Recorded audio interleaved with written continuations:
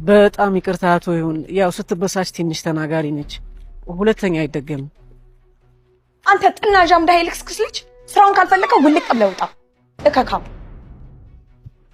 ኧረ እባክሽ አንቺ ልጅ፣ አሁን የአባትሽ ጓደኛ የሚሆኑትን አቶ ይሁንን ደውለሽ አስቀየምሻቸው። ደደብ ስለሆነ ነው።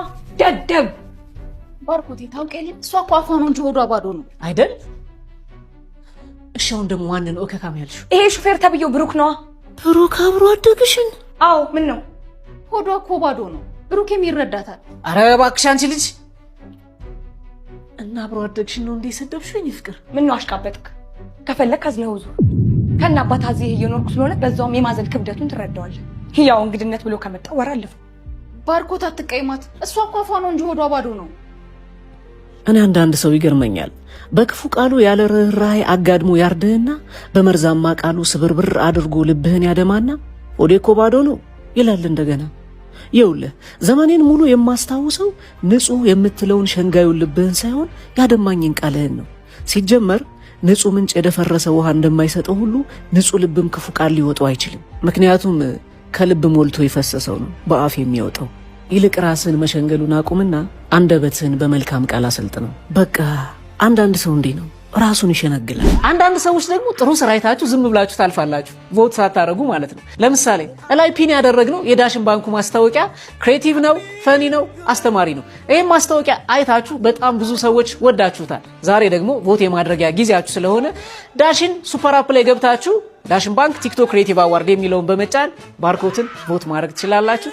ይመቻል።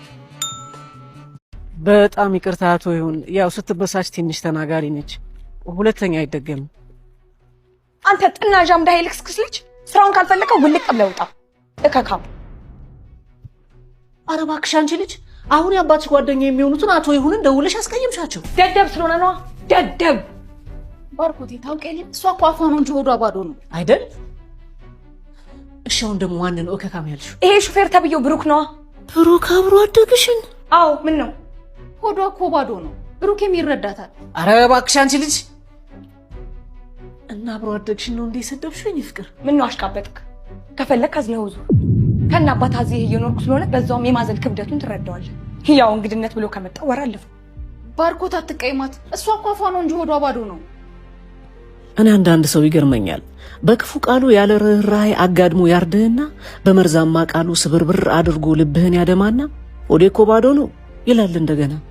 ይኸውልህ ዘመኔን ሙሉ የማስታውሰው ንጹህ የምትለውን ሸንጋዩን ልብህን ሳይሆን ያደማኝን ቃልህን ነው። ሲጀመር ንጹህ ምንጭ የደፈረሰ ውሃ እንደማይሰጠው ሁሉ ንጹህ ልብም ክፉ ቃል ሊወጣው